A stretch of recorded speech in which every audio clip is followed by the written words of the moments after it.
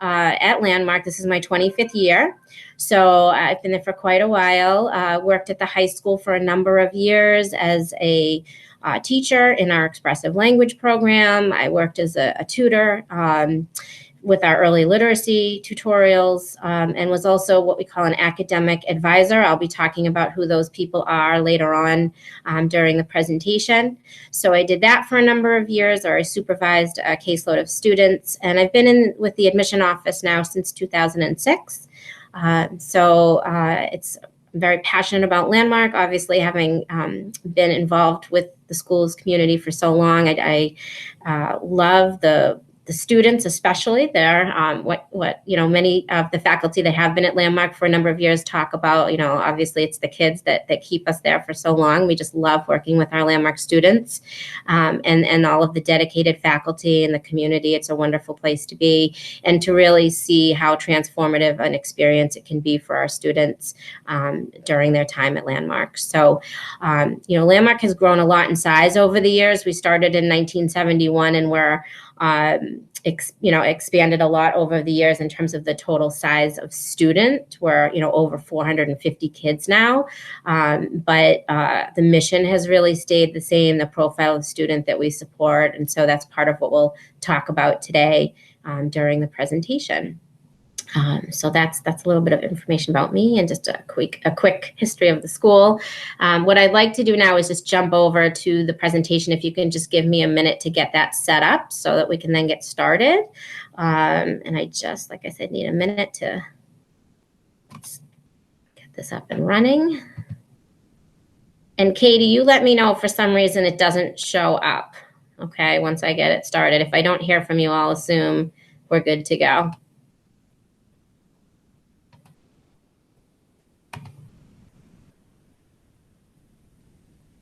Again, as Melody said, there are typically videos embedded in this PowerPoint presentation, but those were emailed to you when you received the link to today's meeting. So we do encourage you at some point to go back and watch those short videos, especially students, because they're done from the student perspective. So hopefully they're helpful.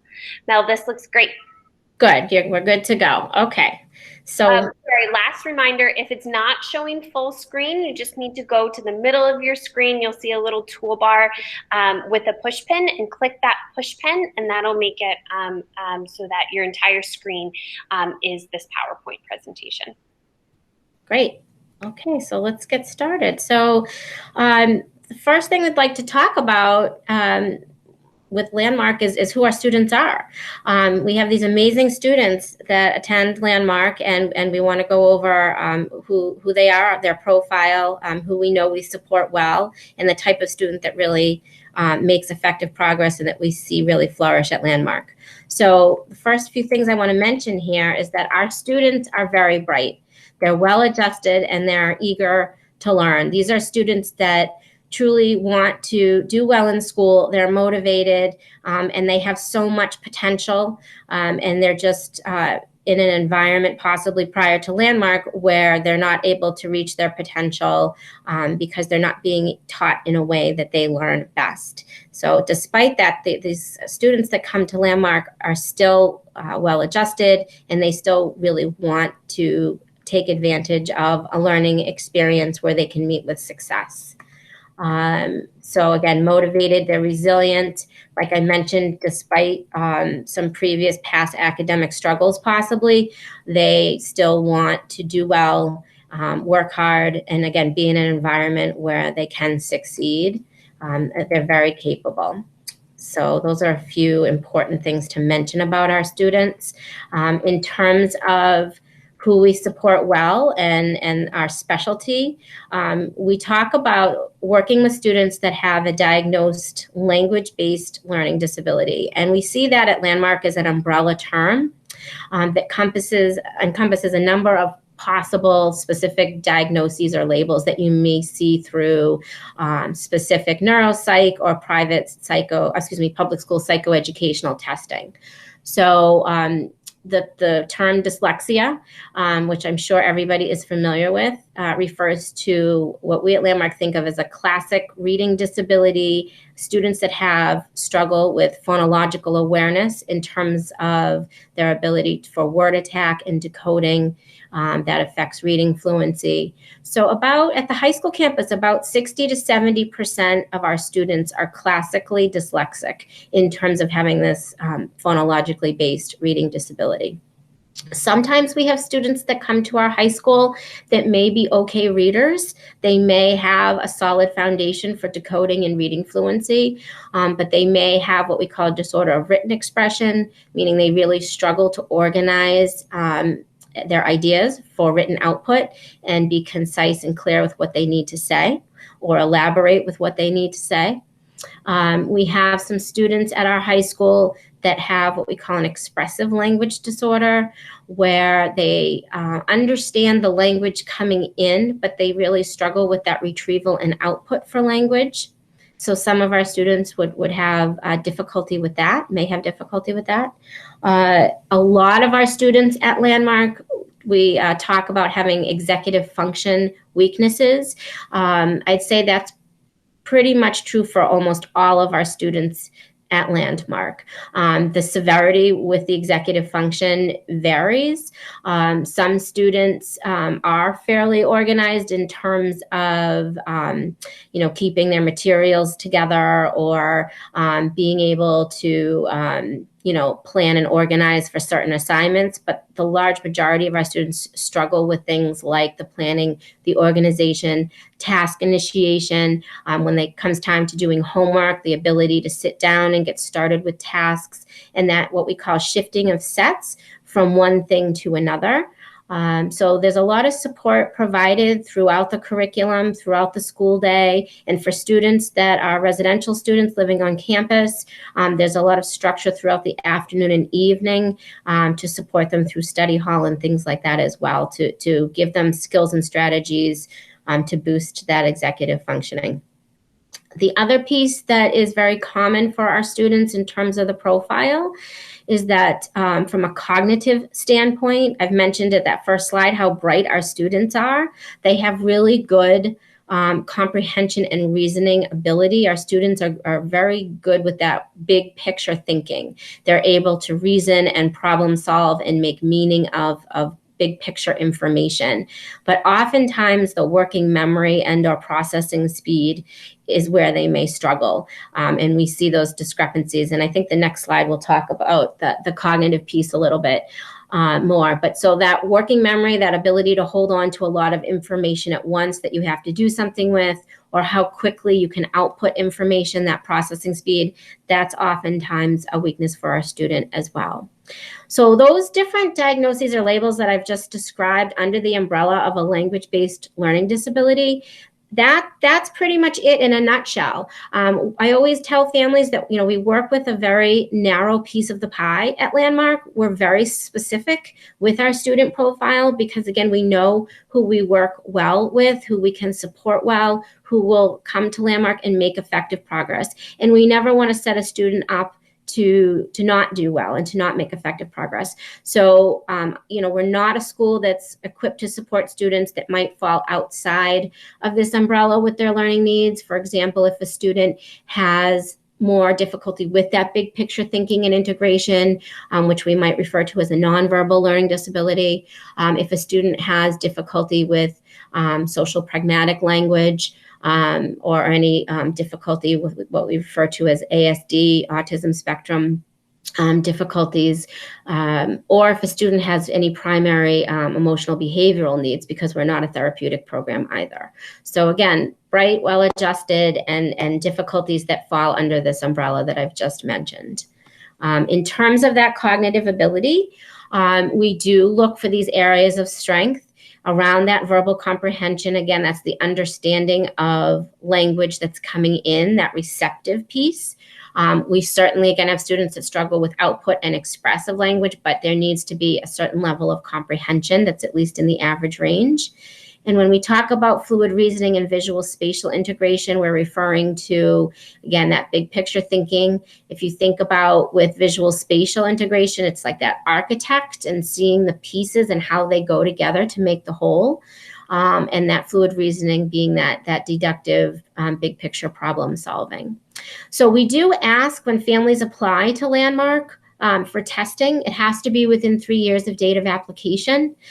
We do specifically ask for the WISC, which stands for Wessler Intelligence Scale for Children. If a student is 16 or older, it would be what we call the WACE, which is just the adult version of that test.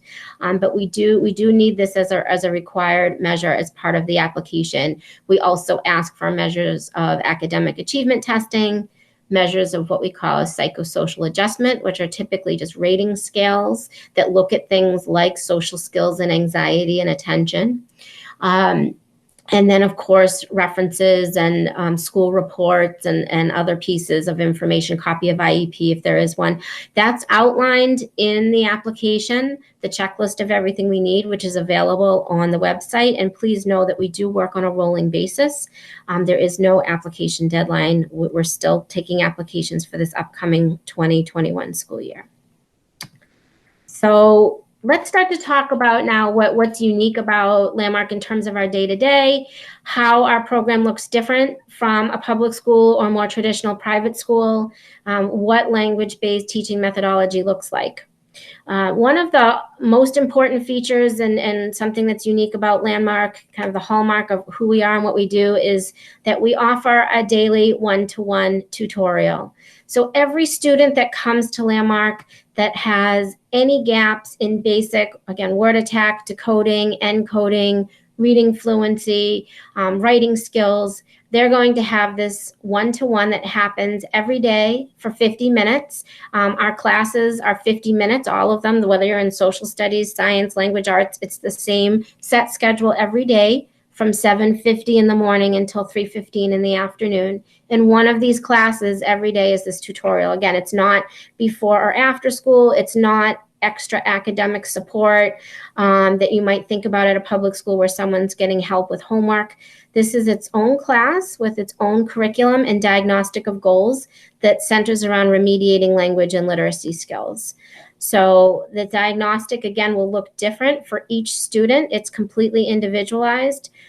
Some students needing to work on basic decoding, other students doing higher level fluency, comprehension, and writing skills.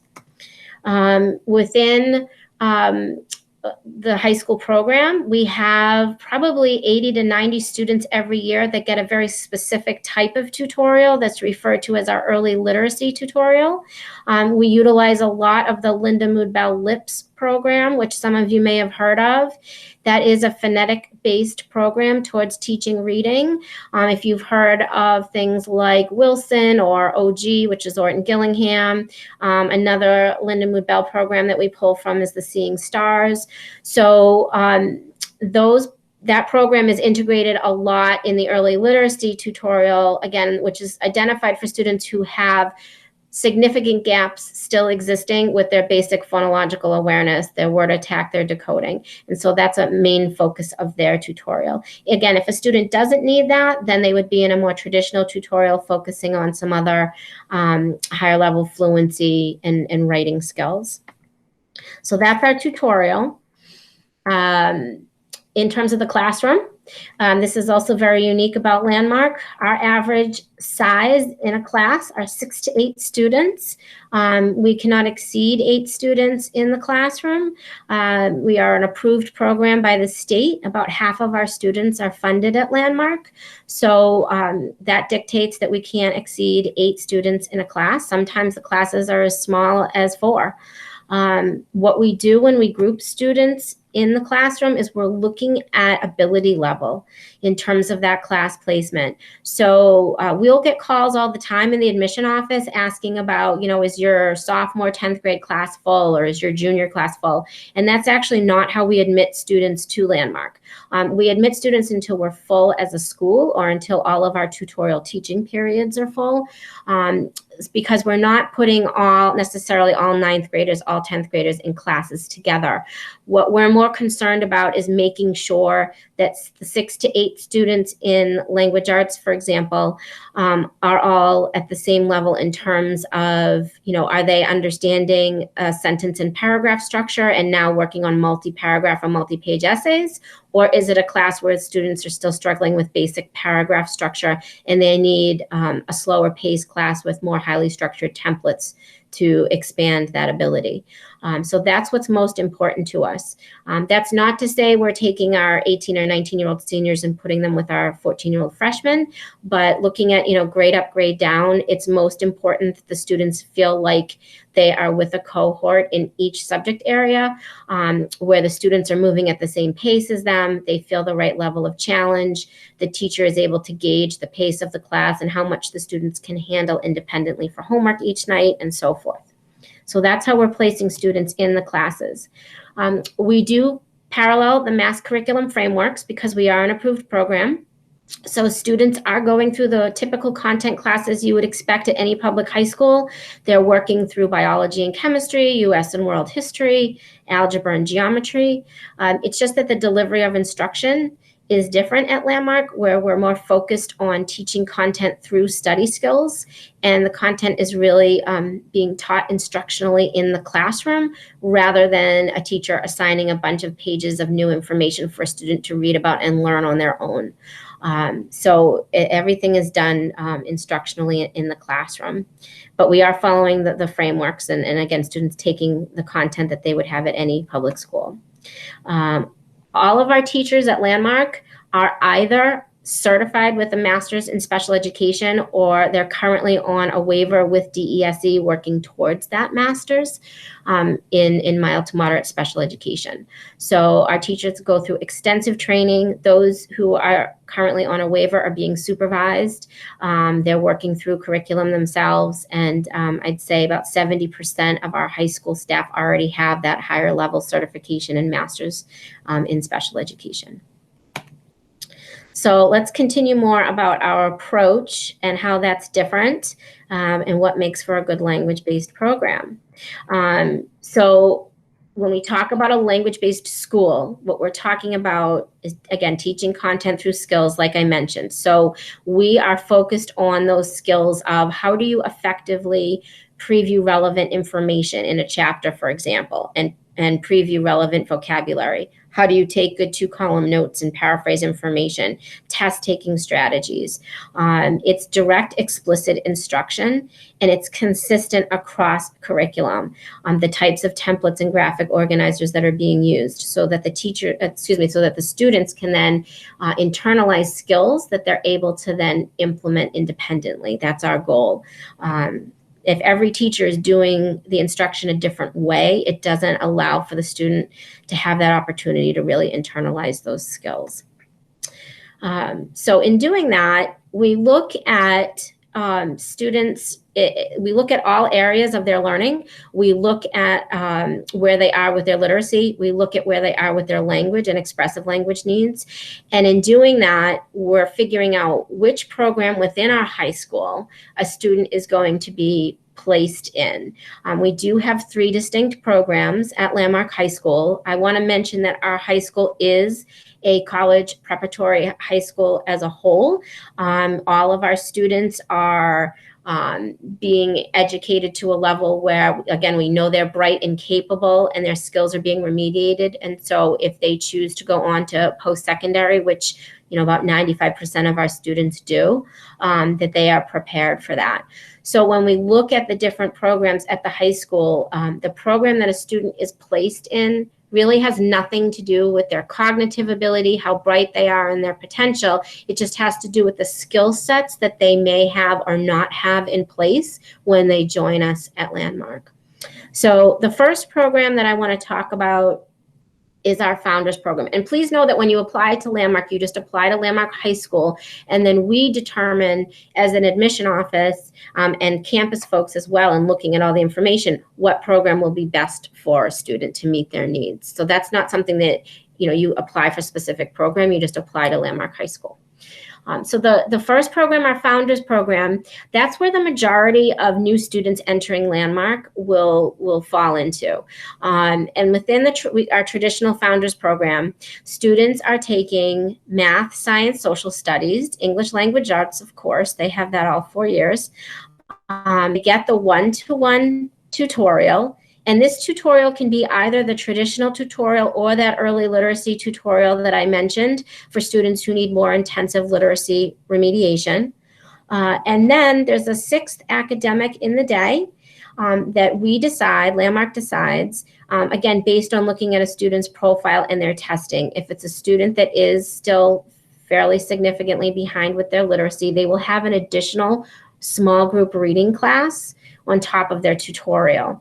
If they don't require an additional reading class, they may go into a study skills class or a literature class. And again, Landmark will determine that placement in that sixth academic based on the student's profile and areas of need. And I do want to mention for the students listening in on this, there is an elective in the day. There is a chance for you to have a break in the day and do something fun that you enjoy. And I will get to all that fun stuff soon, I promise. But I just want to work through the academic piece first. And then we'll talk about all of the amazing extracurricular opportunities that we have after. So that's our traditional founders program. And again, that's where the majority of new students that come to Landmark enter. The second program we have at the high school is referred to as our expressive language program. We probably have 80 or so students that are placed in our expressive language program when they start at Landmark, and they may be in that program through their years at the high school, or they may start there and transition to a different program after a period of time and remediation. I do want to mention that Landmark's very fluid in their ability to move a student along as they make gains and gain skills, and we always want to provide the right level of challenge. So within the expressive language program, you can see that many of the class listings look identical to the founders. We have math, science, social studies, language arts, and the one-to-one tutorial. So that's all the same. The main difference for the students in the expressive language program is that their sixth academic class in the day is called an oral expression class. These students have been identified as having difficulty with that word retrieval and output of language, that oral formulation. So they may have had the diagnosis and previous testing of an expressive language disorder, or there may be mention of that in their IEP. We may see some subtle weaknesses with that verbal comprehension ability. And again, that would lead us to see that they need this program and this support. In that oral expression class, they would be getting support and strategies with, again, the word retrieval, the vocabulary development, understanding multiple meanings and idioms, figurative language. So that would be their sixth academic in the day. And to tell you the truth, the students that are placed in founders or expressive language, they don't even necessarily know they're in one program or the other. It really is just the difference of that one class. The third program is probably the one that's the more different in terms of students realizing that they're in the prep, knowing they're in the prep program. The main reason why they see the main difference in this program is that they're in a different building for the majority of their classes, although they do have math and science with everybody else. But for the students in our prep program, and we usually have between 40 and 50 students each year, they are focused on primarily the executive function piece. So these students have been identified as not needing the literacy remediation. These are students who are pretty much reading at grade level. They have solid foundation for decoding, reading fluency, and encoding spelling piece. They understand basic paragraph structure. They're able to put together a 3 to 5 paragraph essay. And so now the focus is, again, these kind of higher level executive function, essay writing, research writing skills, some of the higher level reading comprehension strategies, the more inferential reading comprehension. So these students, again, math, science, social studies, grammar and composition is what their language arts class is called. And these students take a literature class and a study skills class. So they still have the small group class instruction, but they do not get the daily one-to-one tutorial because they no longer require the literacy remediation. So I hope that makes sense to everyone. We do, again, have students that may start off in expressive language or founders and transition into the prep during their years at Landmark. We also have probably 30 to 40 students every year that are doing some type of combination of programming. So they may have 1 or 2 classes in the prep, but they may still require the one-to-one tutorial support and a more traditional language arts class in the Founders Program, for example, to have more structure around the writing process. So those are our, and I do want to just mention about our prep program. It's the only part of Landmark High School that is not what we call Chapter 766 approved, meaning that students who are receiving funding from their school districts cannot be placed in the prep. The districts won't acknowledge that as a funding option. So just to throw that out. Okay, so those are our 3 programs within the high school. And I mentioned this before, but just to spiral back and rephrase and reiterate like we do with our teaching at Landmark, study skills is truly embedded in everything that we do. Whether a student has a specific study skills class in their daily schedule or not, they are getting direct study skills instruction across curriculum. Again, in science, in social studies, in language arts, they are working on these skills with the 2-column notes, the 5-step writing process of how to go from a brainstorm to an outline, to a rough draft, to an edit, to a final draft. They're working on how to preview vocabulary. Again, these test-taking strategies for if you have a bigger cumulative test, how do you micro-unit and break down and plan and organize for that? So this is happening in a consistent way across curriculum. Something else that's unique about our program at Landmark is the role of the academic advisor. The academic advisor is the person who's overseeing a student's programming and schedule. This is different from a guidance counselor. We have those folks too. Different from a school counselor. We have those folks too. This person is typically overseeing a caseload of about 18 students. And they work very closely with the one-to-one tutorial teacher to help set up that diagnostic of goals. They meet regularly with the tutor for the student in their caseload to monitor progress. They go in to observe, help adjust goals. And so the advisor is, I'm going to go to this last bullet here, is the main contact for the parent to get updates on how the student is doing. And they're also the main go-to for the student for any questions, concerns they have. If a student were to be at Landmark for the first month and they feel like they're in a class that's too difficult or too easy, they can seek out their advisor to talk to them about that. If they live on campus and they head off to their first period class one day and they realize that they've left their entire homework binder in their room and the dorm is locked up, they can find their advisor. So this person stays with the student during their years at Landmark. It's not somebody new every year. They develop a really nice, close relationship with their advisor. And again, it's someone that they can go to for any needs that they have. I also want to mention that for any students in the academic advisor's caseload that is funded, they would write the IEP for that student along with our public school liaison. We also have an amazing guidance and transition office at our high school. Really, the transition planning starts very early on when students are coming to us as 9th graders. You know, we are doing interest inventories and getting to learn more about that student and having them tell us more about their passions and areas they might want to pursue, really understanding their strengths. And so even starting freshman year, there's work around guidance and transition. Once a student gets to their junior year, that's where weekly meetings will start with their guidance counselor. They are one-to-one. It's very personalized support throughout the entire process, from helping students to figure out, you know, where they might want to go, the size of the school, the level of support they may need or not need at that point, requesting applications, helping them get their letters of recommendation, helping them write their college essays. So it's a very hands-on process.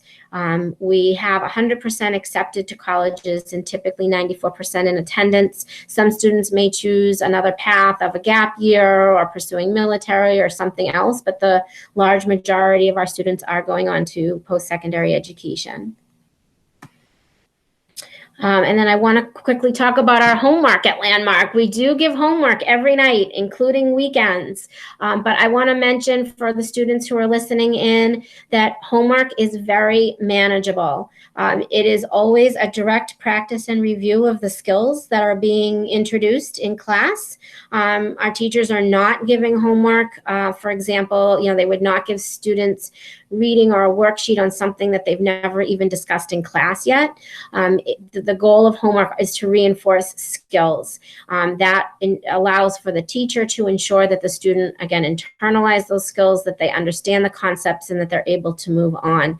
So it really is very manageable. Our goal for the student is for them to feel successful, that they can work independently and complete the work within an appropriate given period of time. Typically for our 9th and 10th graders, homework is about an hour and a half a night total. And then it starts to increase as they move into their junior and senior year as an upperclassman. And we do have a homework makeup policy in place that happens after school. If a student misses an assignment, they do go after school to get caught up, and the academic advisors supervise that homework makeup process. Okay, so at this point, what I want to do is start to talk about after school. I want to talk about our extracurriculars, not only the elective options during the school day, but everything that's happening after school with, everything from visual arts to performing arts to the athletics. And so we'll talk about that. We do have a specific residential curriculum for our students that live at Landmark. And I want to mention here that we typically have around 300 students attending the high school. We have about 60% of our students as day students commuting, and about 40% of our students as resident students living on campus. As I move through the information about the afternoon and evening and weekends, please know that if you are interested in Landmark only as a day student, you are welcome to be on campus really as much as you want. We encourage and recommend that day students stay on campus when school gets out at 3:15. 95% of our day students do that, whether, again, they're involved with a sports team or drama club or doing skateboarding or some type of chess club or robotics after school. Most of the day students stay and participate. A lot of them stay through supper, choose to head home after rush hour time later in the evening, and that's absolutely fine. They can even join us for weekend trips.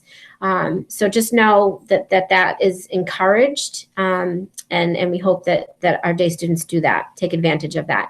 For the students that live on campus, we're really trying to promote life skills around time management, effective organization and self-advocacy, and effective problem solving and healthy decision making. And we do that through a level system where all new students, when they start at Landmark, enter as level 1, which means there's more structure and support with the day-to-day routine and reminders about when they need to get out of the dorm in the morning for breakfast, when they need to check back in, when they have lights out at night, structured study, for example, at their, in their room at their desk with their door open during study hall, a teacher's checking in regularly, making sure that they're on task with their homework. As the students meet these day-to-day expectations, every few weeks, they can request to move up the levels, and the highest level is level 6. So I'll give the example here of, by Thanksgiving break, for a new student, if they've been taking care of business and they've been on time and they've been getting their homework done and they've been a positive member of their, of their house, their dorm community, they could easily be level 4, level 5 by Thanksgiving break. And at that point, students can order food to be delivered. They can have a fridge and TV in their room. They can have a gaming system. They can have a later bedtime. They can shut their door during study hall. So as a student shows us that they can handle the responsibility of the day-to-day, we give them more privileges and back off a little bit in terms of the amount of check-ins, because we know that they are following through with the expectations. So that's our level system. We do have amazing weekend trips happening all the time for the students who are further away and can't go home every weekend. There are always activities happening at Landmark, and that's what I want to talk about right now are the passions and our students pursuing passions at Landmark. We have an amazing visual arts program at Landmark High School with all kinds of 2D, 3D media art, including drawing, painting, printmaking, ceramics, photography, all digital art stuff. So those are classes that students can take as an elective during the school day as one of their 50-minute class periods. They can also be doing that as an after-school activity if they're not participating in one of the 3 seasons of JV and varsity sports. So it's options for both. Same thing with our amazing performing arts department. We have chorus and dance and drama and theater tech and kids making costumes and kids taking music lessons. And again, a lot of those classes are available as electives during the school day, and they are also options as afternoon activities after school. Our athletic program is phenomenal. We have 3 seasons of JV and varsity sports. We compete with about a dozen other private schools in the area as part of a league. And we do have in the fall soccer, cross country, golf, and girls volleyball. In the winter, we offer indoor track.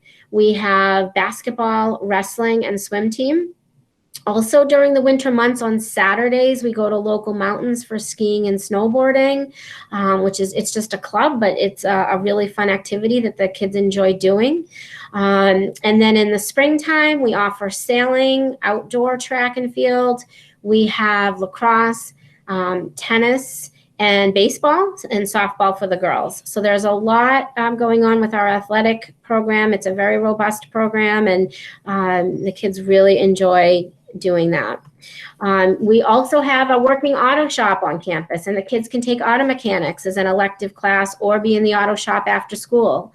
We have a woodworking building where the kids can be taking woodworking class or a boat building class. And there's a whole technology Steamworks lab as well that students can be involved with classes there, again, either during the school day or after school. Community service at Landmark is huge. We have students typically completing over 5,000 hours a year of community service. There are all kinds of opportunities from working at food pantries to food drives to raking elderly's lawns to working at daycare centers, to adopt a highway. We have trips that happen every year. We've had students in the past go work at a school in Jamaica. We have trips to DC. There's all kinds of different service project trips that happen. So there's a lot of opportunity for community service to take place as well. So that's pretty much everything about our academic year program.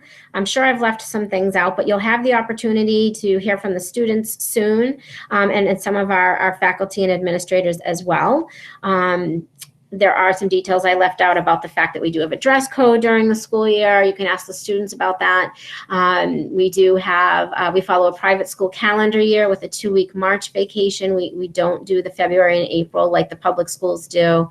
Again, these are things that we can get into with the students, but I do want to just take a couple minutes to mention our fantastic summer program, which unfortunately is not happening this summer due to COVID-19 and everything that's going on with that. But we're quite certain that for next summer, 2021, we will be back up and running. So I do want to mention that for anybody who might be interested in a future summer at Landmark. We typically enroll about 50 or so students at our high school for kids entering grades 8 through 12. They have 4 classes in the morning. They're an hour each. So every student over the summer gets the one-to-one tutorial I mentioned happens during the school year, of course. They have a language arts class, a math class, and then either an extra reading class or a study skills class based on what that student needs. Then there's lunch, and after lunch, we do a structured study hall in the afternoon, which is different from the school year when the study hall takes place, in the evening from 8 to 9:30. The reason we have it in the afternoon over the summer is that we want for students to finish up with academics, and then have the rest of the afternoon and evening for more of the fun stuff. It feels more of a camp-like experience for them in the afternoon.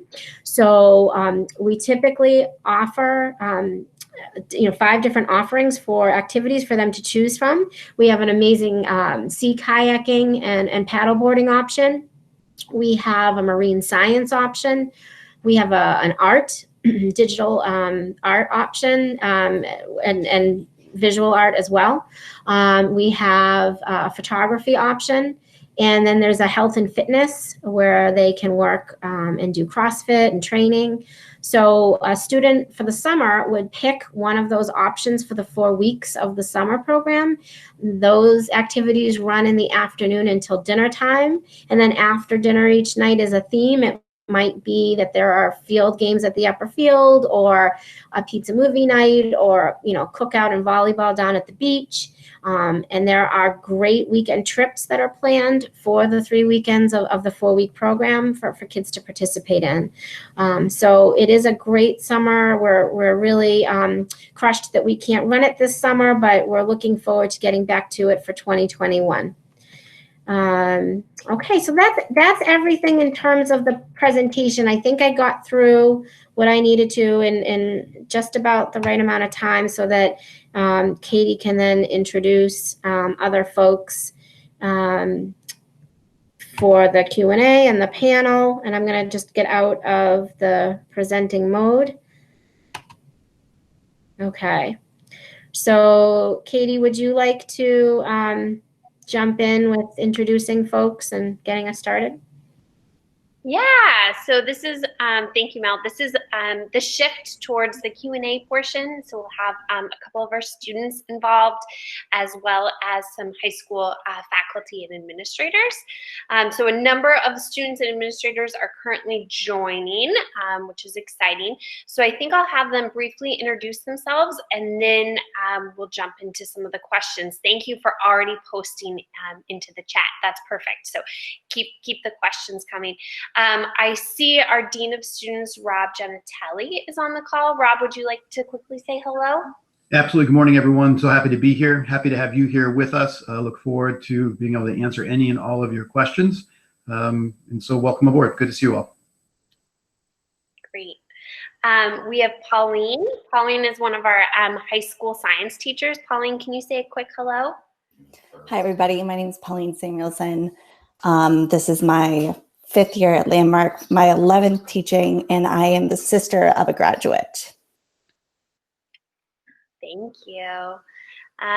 Tim Mahoney, our academic dean, is on the call. Hi, everybody. I'm Tim Mahoney. I'm the academic dean. As Katie said, thank you so much for taking the time to be with us here today. It's nice to see all of you virtually. Hopefully you can leave here feeling better informed about Landmark. So nice to see everyone. Head of high school, Bill Barrett. Good morning, everyone. Great to see you here. Thank you for taking the time. We've had many discussions about the fall and what our programming looks like, so we're excited to answer those questions. So feel free to keep them coming, and we will address them. And thanks for being here. Assistant academic Dean Ariel Martin Cohn. Good morning. I'm excited to hear from you all and help answer some questions. I do a lot of work with the MCAS testing. If anyone has questions about that, it's everyone's favorite subject. We also have Bob Bruto, our head of school, on the line. Good morning, everyone. Thank you for joining us. I wish we were all in the same room so we could be shaking hands and meeting each other, and I could ask you where you're all from. I fortunately go back to the beginning of Landmark when we opened our doors in 1971, so I could tell you a lot of history and keep you busy for a long time, but I'm happy to answer any of your questions. It's good to have you here. Great. Thank you, Bob. I do see one of our students, Ethan Kerr. Ethan, do you want to say a quick hello?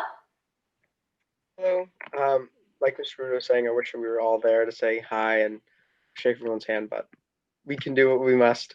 Yeah, so I've been at Landmark. This is gonna be my senior year. I'm a resident from Acton, Mass, so I'll be happy to answer any of your questions. Ethan, can you mention a few of the things that you're involved with on campus? I know it's kind of a lengthy list. I'm involved in a few different things. I'm part of the wrestling program. I'm also part of student council, stock club, international club. I do things with a lot of the community service. I help with the orientation for when we move in.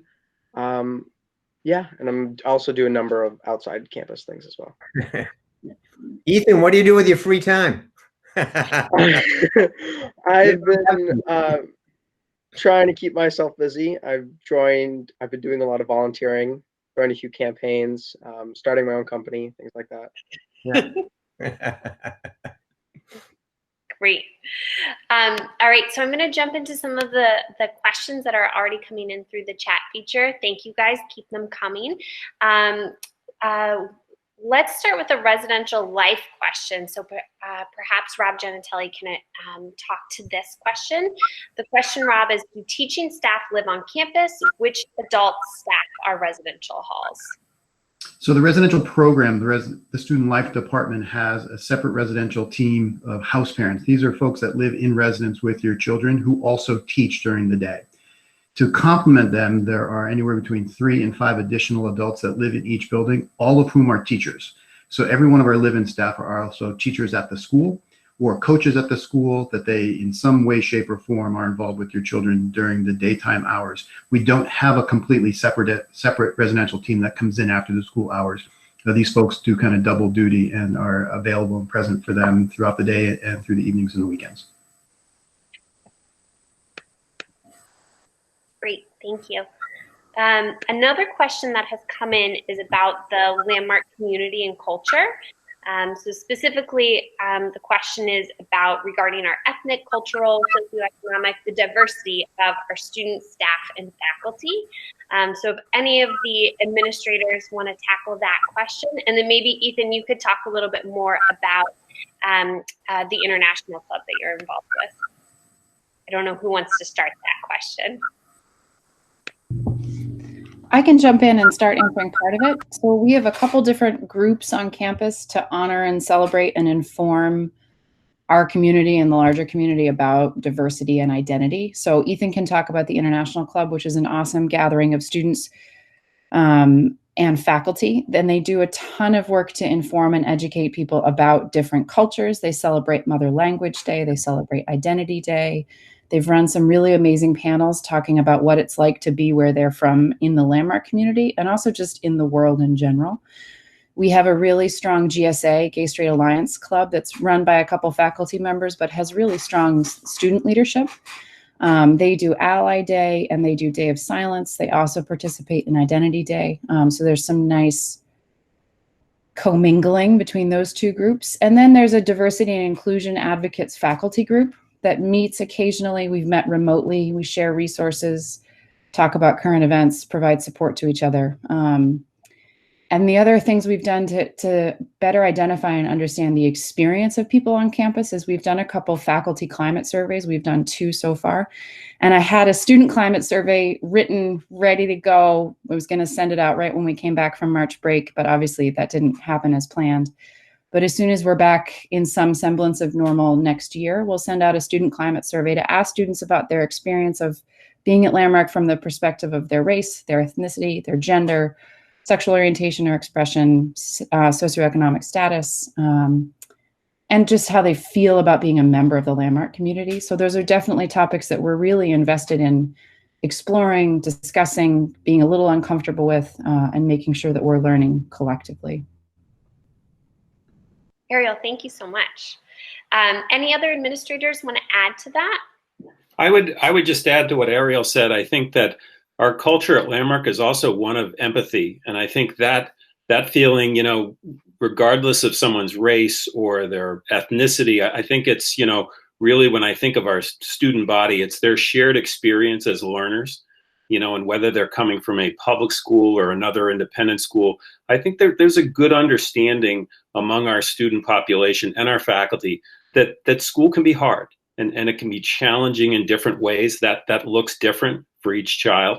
But at the same time, I think there's an understanding and a culture within our community that, you know, we have a job to do. It's not the easiest job in the world, whether you're a teacher or a learner, but there's an understanding that everyone at our school is putting themselves out in a sense, and exposing themselves a little bit, whether it's in a one-on-one tutorial or a small class of only 6 students, and that's hard work. And so I think within our student population that there's really a shared understanding that, you know, it's not easy, and we're in this together.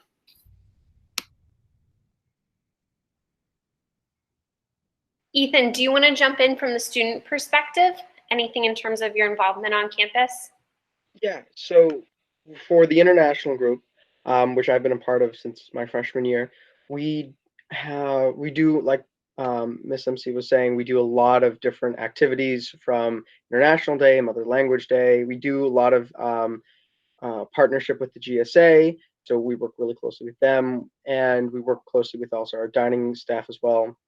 But one of the nice things about International Club is you don't just have to be international or an international student to join.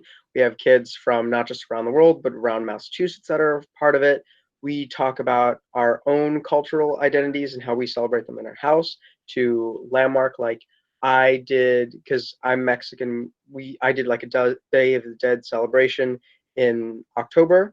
And one of my friends, she's from Nepal, she did her celebration a few years ago. We had a kid who wasn't from Sweden, but did their own celebration, how they celebrated in their family.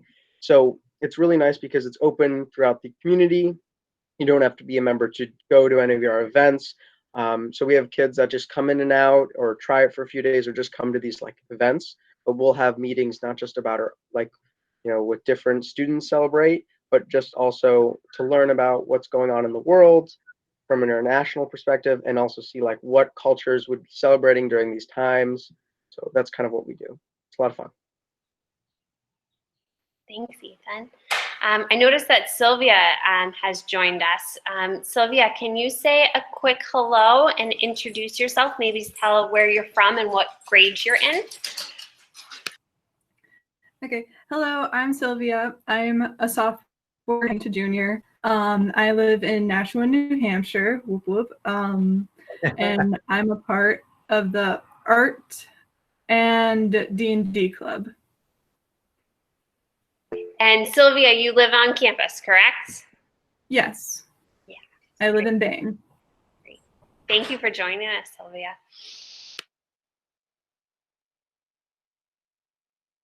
The next question is about the tutorial.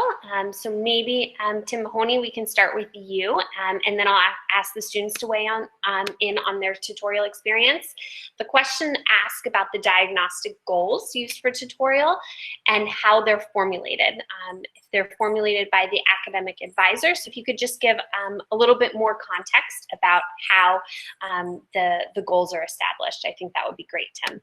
Sure, absolutely. So as a brand new student comes into Landmark, the academic advisor will, over the course of the scheduling process in August, will be reviewing each student's file coming in the door. And they'll start to get a picture and start to pick apart, like, what should this tutorial look like in regards to the skills that need to be addressed within it. And then as tutorial pairings are made, the student's tutor will spend the first week and a half of tutorial doing some informal assessments, so we can get a firsthand account as to how does the student perform on certain tasks, how do they respond to it, any sort of anecdotal information that arises through that. And then the academic advisor will direct, but will work with that student's tutor to evaluate what are the diagnostic and prescriptive skills that should be worked on during the course of the year. And then that's constantly evaluated throughout the course of the year based upon the tutor's kind of like assessment, evaluation, observations, as well as observations that are done by the academic advisor at different points of the year. Thanks, Tim. Sure. Sylvia and Ethan, do you want to jump in and talk about your experience of tutorial from the student perspective?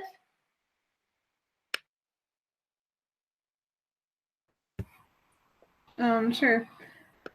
Tutorial is super helpful because like we can kind of figure out what sounds feel like in our mouths if we can't figure out how to do words. And it's very nice to have a one-on-one teacher because like you can just talk to them if you need someone to talk to. You can just read. You can do all these things that you would like to do with them that you can't really do in a bigger class because you have other students as well. And it's super nice. Ethan, anything to add about Tutorial? Yeah, so to piggyback what Sylvia's saying, I've done the 2 different programs for Landmark has offered. I did the early literacy program, and now I'm in the founders tutorial. And the nice thing about the LIPS program that for tutorial, they do a really good job helping you with learning, how to pronounce certain words using LIPS, and also like reading and writing. It's helped me a lot with there. Also, when I was in Carroll, we did Orton Gillingham, which was a little bit different. And for someone coming from Carroll to Landmark, I think they actually pair really nicely. And I think they actually do a good job going into it. That's one of the nice things about coming from Carroll is I've already had that experience. But I know some of my friends that just having tutorial is really nice because you have that one-on-one teacher. So if you need to help with, like now that I'm in the founders tutorial, we work on mostly my writing and my reading, not much of the individual like grammar, word components. But what's really nice is if I need help with like, writing my college essay, which I'm doing, she'll help me with that. We're really good about time management and study skills and making sure like I'm all organized, which is really nice because you have that teacher to check in and make sure that you're actually doing good. So it's not like overbearing, which I really like. Right. Great. Thanks, Ethan. I'd like to just say a couple words, Katie. This is Bob Brito again. Coming off of what Tim said, the diagnostic prescriptive approach, I think what differentiates Landmark in my mind is that tutorial. It's the backbone of the school, and every student in the school has a different tutorial. There's no one way of doing things. It's not Orton Gillingham, it's not Linda Mood Bell, it's not Wilson. It's diagnosing where is a particular student in his or her skill development, what's needed to bring those skills in language and learning to the next level, and let's keep moving it as fast as we can go. So we draw from everything. Every tutorial is unique, and even to the point of matching the right tutor with the right student because of the skill sets that they combine. And then the academic advisor is always overseeing and working with the tutor and the student on that program and making sure the kids are grouped in the right skills classes in their content as well, so they all merge. And I think that's one of the big differentiators of Landmark is the nature of that tutorial and how it's really based on a medical model, very diagnostic and prescriptive for every student. Bob, while we have you, would you mind speaking more globally to Landmark and sort of how we're approaching the fall and our status as a school going into this next phase? Sure. Well, like everybody, we don't really know what the fall is going to bring, so we're working very hard. What we will offer in the fall is a Landmark program with a one-to-one tutorial, with all the content classes, with elective classes. And we're aware right now that that could start remotely online, that could start on campus, and that could start in a hybrid model. So we are making incremental decisions as we have incremental learning, but the entire Landmark team has had time now to work on the program in any of the models I just discussed. So if we had to, for health and safety reasons, begin the year remotely, students would have the same model of tutorial where they're assigned a tutor, there's an academic advisor, and they have a one-to-one tutorial every day online, plus their language arts class and their math class and their science class and electives. It's going to be a full day. Not the same experience as being on campus, granted, but it's a full academic remedial program that Landmark will offer. If we're on campus, obviously we'll fly into it the way we always do with the hum on the campus and the excitement and the kids in the classes, but with the protocols we need to have in place for health and safety based on this virus and what we need to do differently than we have been doing in the past, just based on what we've learned. And there's also the possibility of a hybrid model where there could be time on campus as well as time remotely. The thing that I feel very confident in is that all of those models have been developed. They're being perfected. They're ready to go. And come fall, any Landmark student will get a full Landmark program, regardless of the way it's presented. And we will be rolling out much more information about how we think that's going to happen as we get well into June, because we just don't know the answer to that yet, for health and safety purposes. Thank you. Our students do have to get to their virtual class at 10 o'clock. So I just wanted to make sure that if there are any questions from the students' perspective, Sylvia and Ethan are really good representatives and would be happy to address that. So I know there were a few students on the call. If you want to know, dress code, homework, anything like that from the student's perspective, don't hesitate to mention it in the chat. I also should introduce Libby Parker, who's been super helpful in answering questions in the chat. She's our Director of Admissions and is answering your questions live. Libby, do you want to say a quick hello? Sure. Thank you, Katie. And thank you, everybody, for participating in today's virtual open house. This is certainly a different way of doing admissions. We do, however, value everybody's questions, and we know that oftentimes these answers require more questions. So please feel free to call or email, and we'll be able to reach out back to you and get all those answers. Thank you. Thanks, Libby. There was just a question about the music department. Ethan, I believe you've been involved in that. Are you confident in talking about performing arts a little bit? Yeah, so I've been a part of the performing arts for many years at Landmark. It's awesome. From like the theater program to the like singing and like music side of it to the dancing. Actually, we just did like a virtual evening of dance, which was really cool. So we did, because typically we have like the dance class as the elective they perform, and then students will actually create their own dances and they will perform it. And that's a really fun evening, and we were able to do like a virtual side of it, which was nice. We also do, for chorus, we'll go to different events at Landmark, and we'll also go sing at the fundraiser that Landmark typically does for Making Waves. That's actually a lot of fun. Definitely my favorite night of the year. And we will also do, for the plays, we typically have 3 plays a year. We'll have like a comedy, a straight play, and then a musical. And those are typically a lot of fun. In the winter, we'll also have a dinner theater, which is a little bit different, where you'll actually have like food and a show, which is really fun. And we also, for the music side, we have the music classes, and we also do after school. They have different music lessons. So like I'll take guitar after school where I'm learning how to play, and we'll have kids do different instruments when there's like a lot of kids that are interested in. So it's really flexible if you are wanting to go down that path for like any side of the music or performing arts. So they're a really good program. Our also technical theater side is really good too. We have created some of like the coolest sets ever. Like the theater's not drastically that big, but I've seen them put and been a part of plays that are really, really big, which is really cool. Ethan, there was a specific question about cello or harp or steel drums being available. I know for our music teacher, Mr. Effinger, I know plays the drums, and I'm not sure about the cello or the harp, and I know we have those available. I know he's also talked about there's been in the past student bands. So I know if you just get, like, I'm actually in a singing group with a few guys, and so if you find a few friends and want to create a band, they're more than happy to accommodate.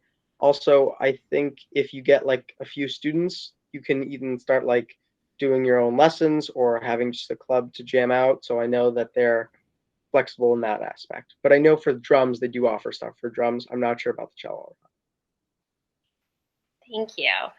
Okay, so a question about the weekends. Sylvia and Ethan, both of you guys are relatively close by and easily could go home on the weekends, and yet I feel like you're always on campus. Sylvia, do you want to talk a little bit about why you choose to stay and some of the activities that you typically participate in on a given weekend? Yeah, I like to stay at school because I have more time with my friends and it's generally a nice, happy weekend. So like Fridays we'll go on movies, sometimes Saturdays. There's food trips. There's sometimes fair trips. There's haircut trips. There's a lot of trips. And then Sunday is our like essential day where we're gonna go get our food for the weekend, for the week, or just to get snacks that we want for in the dorm when the cafeteria is closed for a bit. Thank you. Ethan, do you have any memorable trips that you've taken? Well, when it's nice, or sometimes when it's even like snowy, we'll go out and to Boston. I know that sometimes we'll go to like Red Sox games or like college basketball games. I know they'll have them offer. The nice thing though is that all of our campus coordinators who run that the student life during the weekend, they're really good and really flexible when it comes to if you want to create your own trips. So like sometimes you'll be like, I don't want to do anything that you guys have offered. Me and my friends, we want to go to see this movie, or we want to go to Boston, or we want to do this, and they'll typically get like 5 or 6 friends, and we'll get a teacher and we'll go. They're really good about that. And the nice thing is they will make sure like if you can't offer anything on campus, like actually me and Sylvia will go play D&D sometimes during the weekends, or we'll go they'll typically have the gym open and they'll try to do stuff like that. Like we'll play Manhunt during the warmer weathers at night on the campus, or we'll do a bunch of different stuff like that, either on campus or off campus. So it's a lot of fun. Thanks, guys. There's a question about after-school activities. So if you're not able to do a class during the day, like an elective, D&D, real quick, Ethan, what's D&D? Dungeons and Dragons. Yeah. Very cool. All right. So if you're not able to do an elective during the day, what are your options for participating in that after school? So maybe Sylvia, you can talk about art. I know you're super invested in the art department. If you can't take an art class during the day, what are your options for after school? So the art department has an open studio for after school, and pretty much you can go in there and do whatever craft you want that is available during the day. So if you can't take photography during the day, but you want to go out and do photography, you can do it after classes. I believe there's an animation class for the person who just asked that. Good work, Sylvia. Yeah.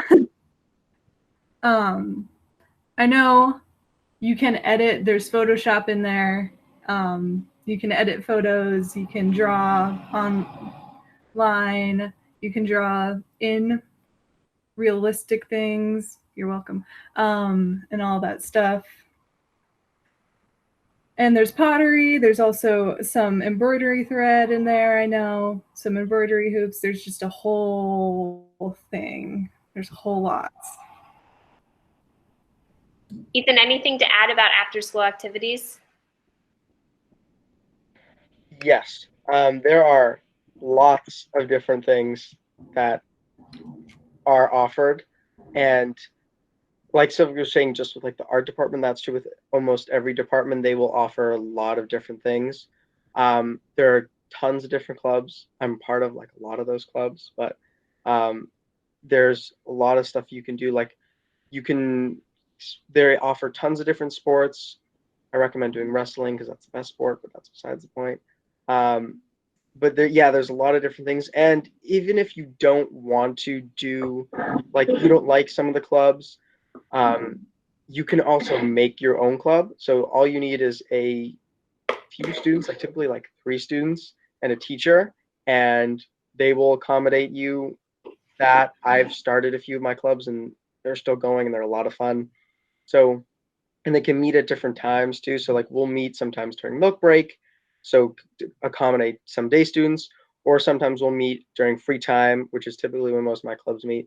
And that's a lot of fun, and they really help with keeping your sanity at Landmark being a boarder. But definitely wall climbing. They do actually have an adventure club.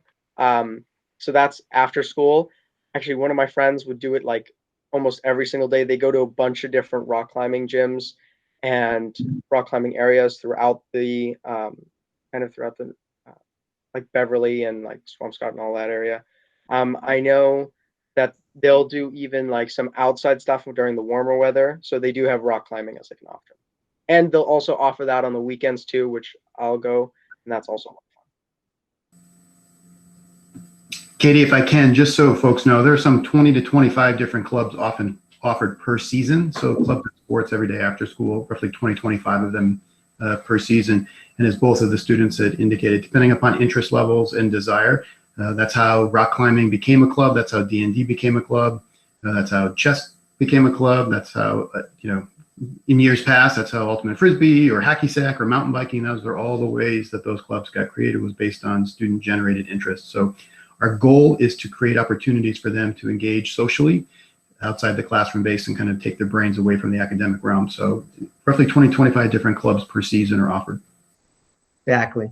I'd just like to make a comment about athletics as well. Ethan's mentioned wrestling. Very difficult to physically distance in wrestling, Ethan, but we are in the Eastern Independent League. So with all of the sports that we have, whether it's cross country or soccer or lacrosse, basketball, wrestling, whatever, we compete with Pingree, Beaver Country Day, Concord Academy, Dana Hall, Windsor, Portsmouth Abbey. So the kids are really in a competitive league. They do incredibly well in all of the different sports. And they get to travel to these other schools, and other schools get to come to us. So it's really a traditional independent school model with everything that's happening with performing arts, with after-school clubs and activities, with the athletics, and the kids really participate at a high level. So it's just wonderful to see them.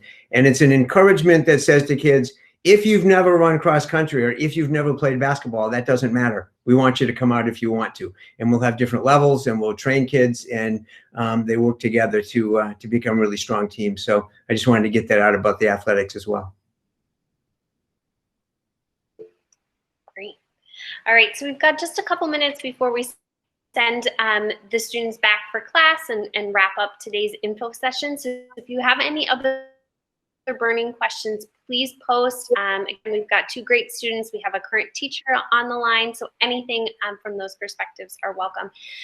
Students, while we wait to see if anyone else has any last minute questions, one of my favorite questions that typically gets posed to you guys during the panels is favorite thing about Landmark and anything you dislike or you'd want to change.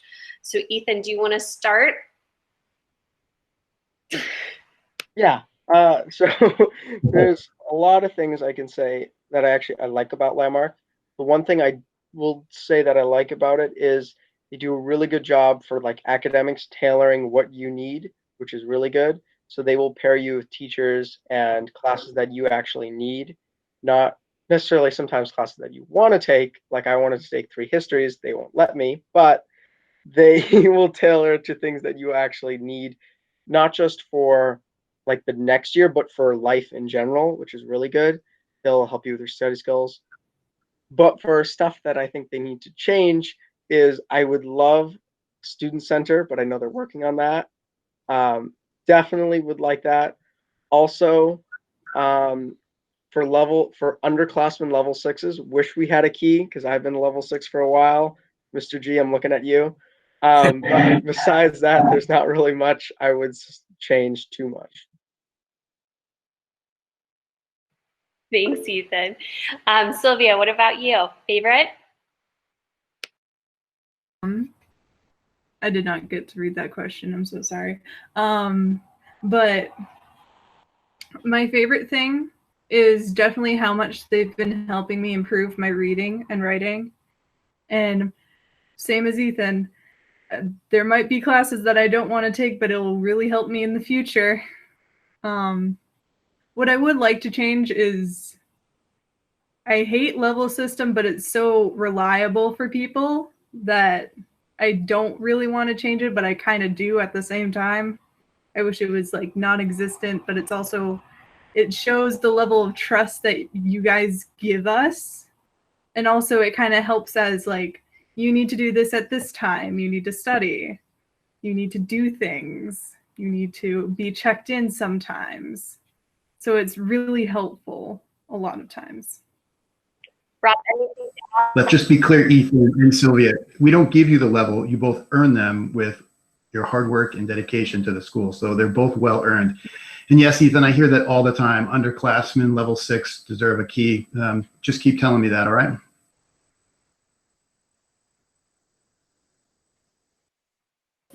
Katie, I would pop in and say that I've taught in a couple different schools now.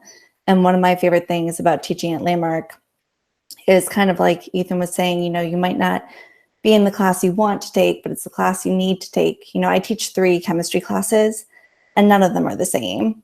One is much more just like smaller, more checks for understanding, more individualized education, but, you know, really high level chemistry.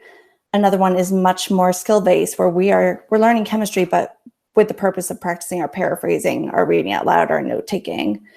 And then my third one, you know, we're learning chemistry, but we're really learning how to use a rubric to write that lab report or do that higher order thinking. So it's the class you need to take with the skills you need to have. And you can't do that at other schools as a teacher.